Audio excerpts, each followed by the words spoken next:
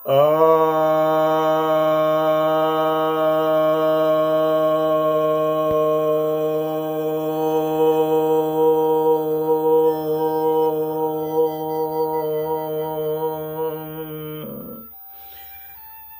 भक्तजनों को सप्रेम नमन।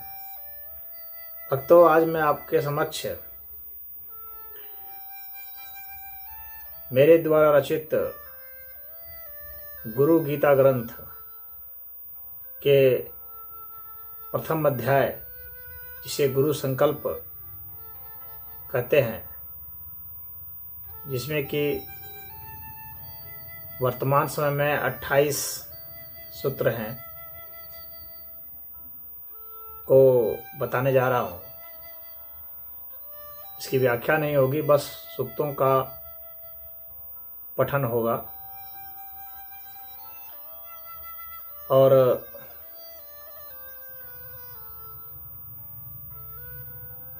इसे मैं एक एक अध्याय करके आपको बता दूंगा। इसमें से कुछ बातें आपके काम की सिद्ध होंगी, ऐसा मुझे पूरा विश्वास है। तो यह जो पहला अध्याय है, यह गुरु संकल्प के नाम से है। इसमें पहला सूक्त है कि उपकारी को उपकार स्मरण नहीं रखना चाहिए और उपकृत को उसे विस्मरण नहीं करना चाहिए। इसी में दोनों का ही कल्याण निहित है। दूसरा है कि जिंदगी का खेल बड़ा निराला है, जिसमें खेल, खिलाड़ी, रेफरी, दर्शक, नियम और परिणाम हम ही होते हैं। तीसरा है अर्थहीन भगवान भी दुत्कार दिए जाते हैं। चौथा है अर्थ उपार्जन करते समय समझें कि अमर हूं और व्यय करते समय समझें कि मरने वाला हूं। पांचवा है मनुष्य सफलता चाहता है ताकि स्वेच्छा से जी सके, परंतु ऐसी जिंदगी किसी को मिलती नहीं है। छठा है अनीति से तुरंत लाभ, परंतु बाद में दुख और हानि होती है, जबकि नीति से शुरू में तप, परंतु बाद में शांति और अस्थायी लाभ प्राप्त होता है। सातवां सूक्त है चुगली करने और उस पर ध्यान देने वालों को स्वजन भी तिरस्कृत कर देते हैं। आठवां सूत्र है तिरस्कार से प्राप्त ऐश्वर्य से अच्छा है सत्कार से प्राप्त निर्धनता।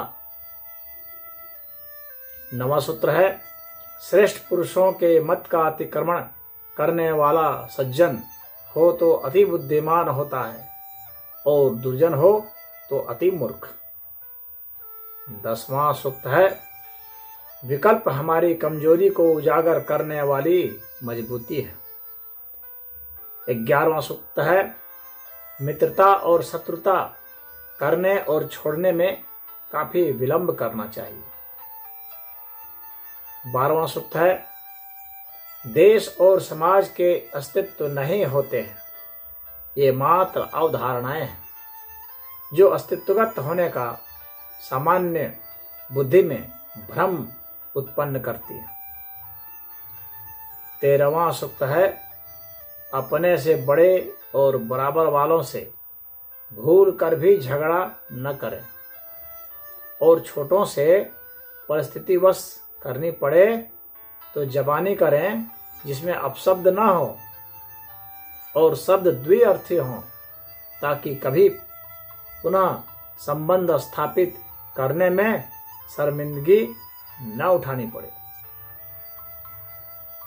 14वां सूक्त है जो संपन्न होने से पहले ही सेवक और सहायक की कामना करते हैं वे संपन्न नहीं हो पाते। 15वां सूक्त है अति मैथुन से पुरुष और कम मैथुन से स्त्री शीघ्र वृद्धावस्था को प्राप्त होती है। 16वां सूक्त है आदर्श गोपनीयता तभी तक है जब तक वह किसी मस्तिष्क में नहीं है। 17वां सूक्त है गोपनीयता हद से हद तभी तक बनी रह सकती है जब तक वह एक मस्तिष्क में है। 18वां सूक्त है, यदि तुम्हारे पास कोई विशेष प्रतिभा न हो फिर भी सफल होना चाहते हो तो विशेष सफल व्यक्ति की सेवा करो। 19वां सूक्त है, जिस तरह की मानसिक अवस्था होती है उस तरह से जीवन दर्शन होता है। 20वां सूक्त है, हमारी संभावनाओं का कुछ विकास हमें विशिष्ट बनाता है, विशेष विकास हमें महान बनाता है और पूर्ण विकास हमें भगवान बनाता है। 21वां सूक्त है, राष्ट्रों का निर्माण कुछ धूर्तों, लुटेरों और शोषकों के उत्थान की दास्तान है। 22वां सूक्त है, प्रतिज्ञा करना अपने द्वारा अपने को ही बांध लेना है। काल, स्थान और तत्व जब वश में नहीं हैं तो भला घटना के परिणाम कैसे वश में हो सकते हैं। और 23वां सूक्त है, कोई भी सिद्धांत इतना ऊंचा नहीं जिस पर व्यक्ति की बलि दी जाए। जो सिद्धांत, परंपरा और नियम जीवन में जहर बनाने लगे उसे तोड़ने में हिचकना नहीं चाहिए। 24वां सूक्त है, संसाधनों की दृष्टि से धनी देश गरीब हो सकते हैं परंतु तकनीकी रूप से धनी देश कभी गरीब नहीं होते। अतः देश को विज्ञान और तकनीकी में अग्रणी रहने पर जोर देना चाहिए।